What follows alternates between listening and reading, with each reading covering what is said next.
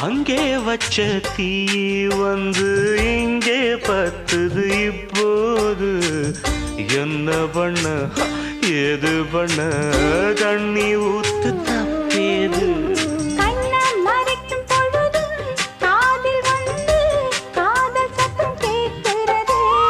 கள்ள பார்வை பார்த்து கதையை ரசிக்க கண்ணு ரெண்டும் துடிக்கிறது மனச கொஞ்சம் மட்டுப்படுத்து என்னையும் கொஞ்சம் கட்டுப்படுத்து ஐயோ மனச கொஞ்சம் மட்டுப்படுத்து என்னையும் கொஞ்சம் கட்டுப்படுத்து